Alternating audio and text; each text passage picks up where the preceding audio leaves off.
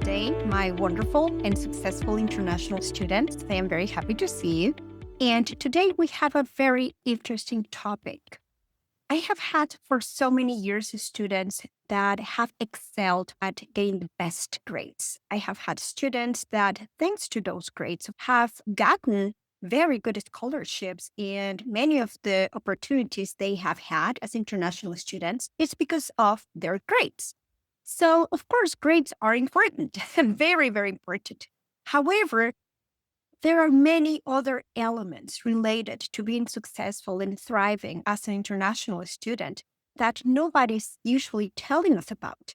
The grades are not everything, and a good GPA, of course, is the beginning and it's the entry ticket, but it's not all. You're going to need to also master many other elements, many other areas besides having good grades if you want to have an amazing and wonderful experience as an international student. There are pillars. There are four more pillars that I'll be talking about. And I would like to start also by telling you, do not take this as a message.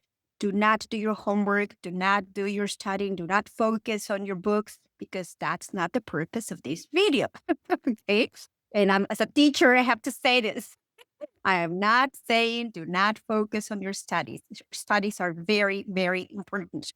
However, once we get to our countries, to those countries where we will be studying our new degrees, we realize that a good GPA, well, it's not enough.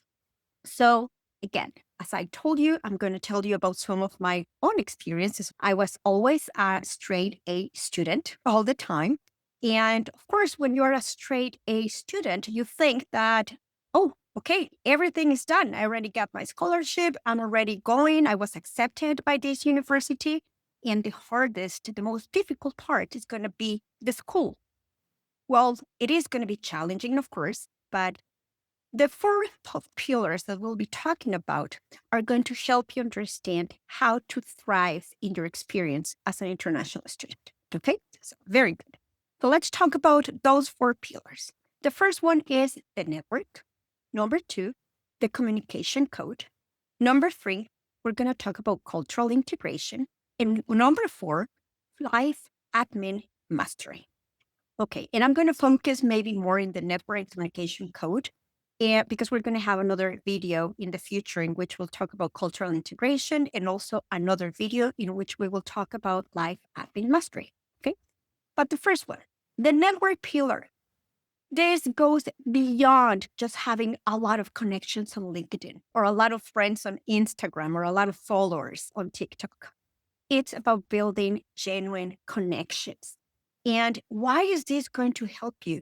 Because either if you're deciding or you are already planning to come back to your country of origin, or you're planning to stay perhaps in this country in which you're going to be doing your degree, well, there are still elements related to having real good connections that are going to make your future easier, better, and of course, you're going to be much more successful. The first point of encounter here, of course, happens at school, your teachers and your classmates. A lot of students I see, they usually see as the instructors, the teachers, the professors as somebody who is, like far away. The teacher only comes and only teaches, etc. However, most teachers in most universities, we have office hours, but not a lot of the students use those office hours. I usually put office hours on my syllabus, but not a lot of the students use them. And I have always wondered why this is happening. And I think this is related to one of the topics of the previous videos that is related to the power distance, right? You don't know if you can actually talk to your professors or if that is actually acceptable in many countries. Well, it is in most countries, and we're here to help you. So please use your office hours and make sure you connect with your professors. Make sure you show real interest, real engagement in the topic they are teaching, because you never know. Those professors, and I have seen it happening in many other universities and with many other of my colleagues, usually those instructors, They also know about different jobs sometimes. They know about internships or volunteering opportunities, but they do not recommend those opportunities just to everyone. Of course, they're going to make those recommendations to those teachers that have raised their hand, that have been in contact, that have shown engagement in the class, etc. So make sure to use that. And your classmates, you have no idea how powerful it is to make connections with all your classmates. Because once again, sometimes these classmates are going to become your family in this new country. And as you can see in many of the images that I'm sharing here, Lou and Valerie, they're my family here. They have become my family here in Vancouver. And this is important because many of us, we don't have any family members here. It's just us. We are alone. And these connections are actually going to help you thrive emotionally. And not only the academic part will be, of course, important for you to be able to succeed. You need to have this emotional support. And sometimes this comes from the good friends that you're making from your classmates. Okay. Number two is try to have a 2-question rule. What does this mean? This means every day you go to class, place yourself in this mindset.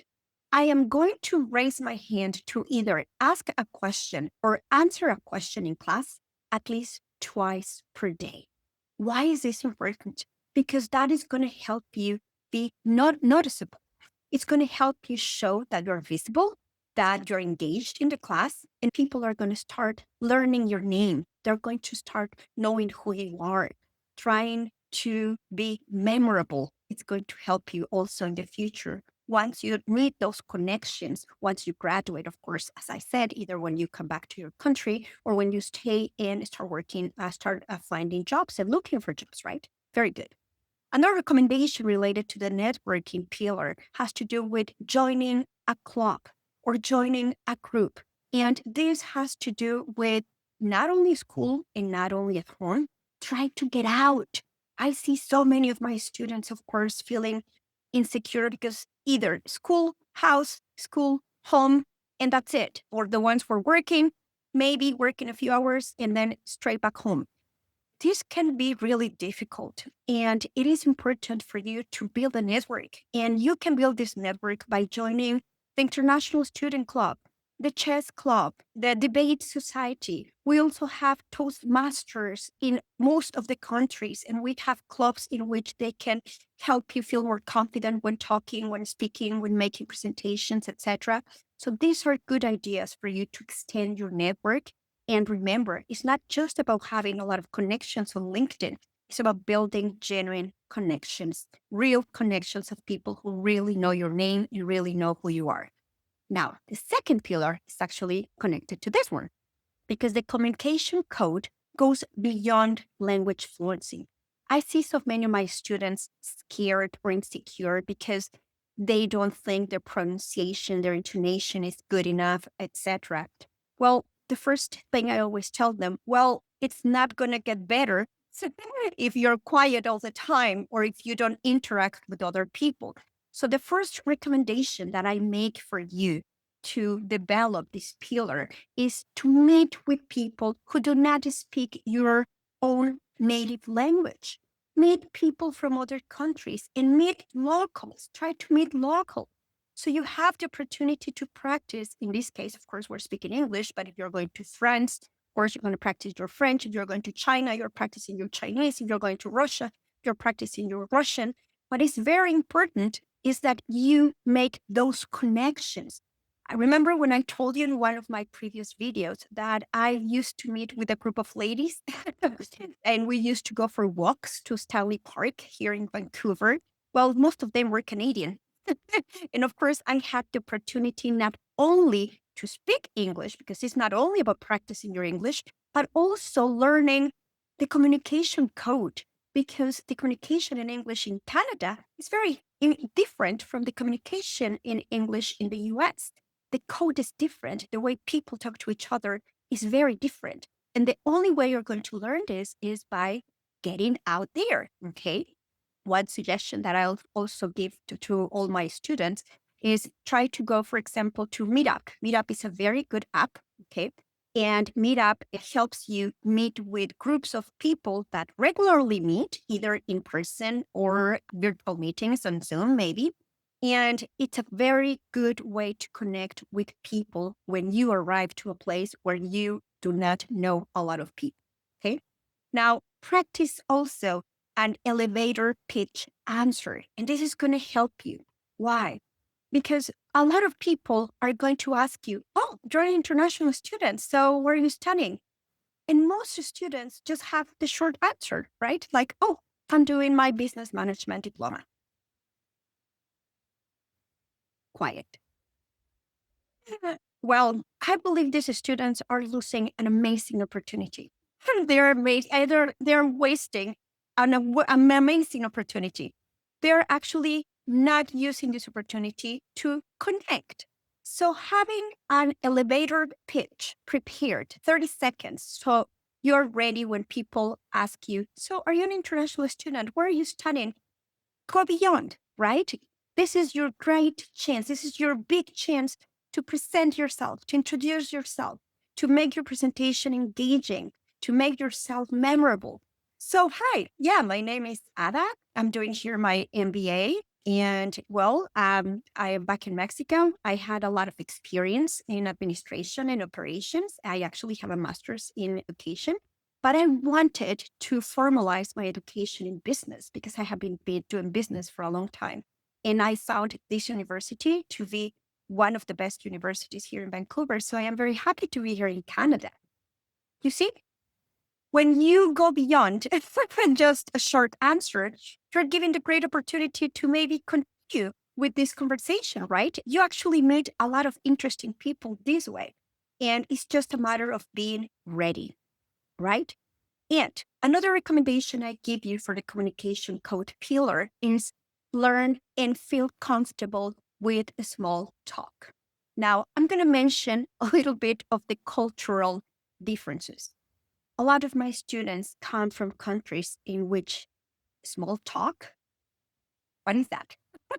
We don't do that because in a lot of countries, in a lot of cultures, small talk is seen as hypocritical. Or if you're asking me how I'm doing, like, why are you asking me how I am doing? And I always laugh with my students when we actually talk about this topic, small talk. And we also talk about the water cooler conversation. And it is a very alien concept that I teach in organizational behaviors because those moments you have to talk at work in the coffee area with some colleagues, it's one way, of course, to break the ice, right? But also to start making connections. And a lot of people actually do not know how to do small talk. We're going to have another episode in which I'm going to give you some tips also. If you don't feel so comfortable with small talk, I'm going to give you some tips about how to feel more comfortable, how to start getting ready, and how to train yourself to be better at the small talk, because this is also an amazing way for you to connect. I told you pillar A and pillar number 2, they were connected, right? 1 and 2 connected. Now, pillar number 3 is the cultural integration. And here, don't get me wrong, it's not about leaving your own country, your own identity behind you, because no, we're always proud and we will always be proud of who we are. However, cultural integration is going to help you thrive if you decide to stay in the country where you are actually studying. But also, if you decide to come back to your country of origin, you're going to have better stories and a real cultural immersion experience to tell people about. And you're going to bring all these experiences back with you. So, the first thing I recommend is to consume local media. I see a lot of my students, and I understand you keep following the people, the news, all the people who were interesting in all these influencers from your country of origin. And I understand that makes us feel secure, like, okay, a little bit of home is here with me. However, until you start consuming local media, and I mean not only news, but Instagram, TikTokers, try to get immersed in the media of that country where you are. And if you don't feel very comfortable in English, well, part of the cultural integration to follow people who only communicate in English or in French or in Russian or in Chinese, etc., because it's part of that integration as well. Now, another tip I give you, find your third place. I love this idea because this means besides school and besides your house, find a third place in which you're going to force yourself to get out. I keep telling my students, get out, get out, get out. Life is out there. So this third place could be the library, maybe, could be the gym, if you feel comfortable going to the gym. A lot of my students take dance classes, singing classes. Maybe it's a coffee shop that becomes your favorite coffee shop, or a community center. Sometimes community centers are also a good option because this is a wonderful way to keep meeting people, not only locals, but people from other countries and other international students. Another recommendation I give you for the cultural integration is saying yes to weird invitations. And we're going to talk in another video also about feeling a little uncomfortable, right? Of course, we're going to feel uncomfortable because we're going to be doing things we have never done before. For example, let's go to a hockey match. Of course, you have to understand that in Mexico, we don't have snow, and going to a hockey match is not very common, right? Well, you know what? I'm going to do it. So let's do it. Or if somebody invites you to a pottery class, I have never been to a pottery class. Well, why not? Let's try it. Or a ski retreat. I really remember and I really appreciate my university here. They have a lot of these type of events, and not a lot of students said yes, but I also saw a lot of students not really getting involved in all these different activities. So get involved in all these activities that may be different to you. It's not only about being a good tourist, it's about being more integrated with what your new country is really about. Okay. And the last, of course, pillar has to do with the life admin mastery. And life admin mastery is just making sure you're getting organized with things that are not related to school. For example, have one day per month in which 2 or 3 hours, okay, you're going to focus only on having my life admin day. You're going to go through your bank statement. You're going to go through your phone statement too. You're going to go through your student visa, checking you have all your documents, your degree equivalents. Sometimes we're still in the middle of doing the equivalents from our home country to this new country where we are, checking your medical insurance documents, that everything is, on track. If you're getting your driver's license, checking what papers you have to fill out. Prevention, it's always better than having the necessity of using all this information and you have no idea where things are.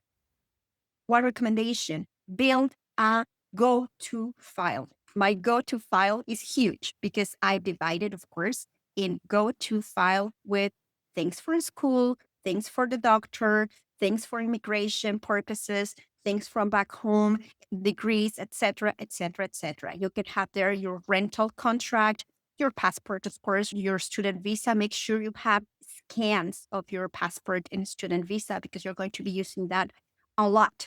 Make sure they are available all the time because you're going to be sending emails to many different agencies in your new country that may need all these documents. Your university acceptance letter, etc., etc. And the last recommendation is find a point of contact. Usually, universities have in the international student office, they have people that help you understand many things related not to academics, but to living in this new country. So please get in touch with them. Try to find the most helpful person at the international student office because this is going to be your guide through the maze. We have so many things to worry about. It's not only the books, you see. We have so many other things to be worried about. So you don't have to master all these 4 pillars. And I hope you were taking notes. I always tell my students, take notes that might help you in the future. You don't have to master all these 4 pillars because I am sure you probably feel more connected to one of them. But I am confident and I am sure that even if you have been living in this country already for 1 or 2 years, there is still a pillar where maybe you can still improve, you can still work on. So try to set yourself a goal. Maybe this week I'm going to work on, you know what? I'm going to get one of those live admin days. I'm going to get organized. I'm going to have everything in real files, but also digital files, and I'm going to get organized. And then maybe the following week, I'm going to sign up to one of these meetup teams, one of these meetup groups. I'm going to put myself out there and make sure I connect with other people. And then the next week, I'm going to contact and get in touch with my professors, with my teachers, with my instructors. Now, I always give you these examples because me, myself, these are the tips that helped me too, not only some of my former students. As you know, the job that I have here right now at Vancouver Community College was thanks to those connections with my professors when I was doing my MBA. So it's the real deal. I'm not telling you lies. It's the real stories, real successful stories. And the last thing I would like to tell you, please tell us in the comments which one of these pillars has been one of the most difficult challenges for you, but also if you have success stories or many other ideas that might help other international students, please also share in the comments. I have to tell you, please hit like, because when you hit like, we have more opportunities to be heard and to reach those hundreds of thousands of international students around the world who may find maybe in some of these videos the answer to some of the questions they're having and some of those insecurities they are having before they begin their international student trip. Okay? So remember, it's not only about studying abroad, it's about thriving abroad. You know that I believe in you. You've got this. I'll see you in our next episode. Ciao.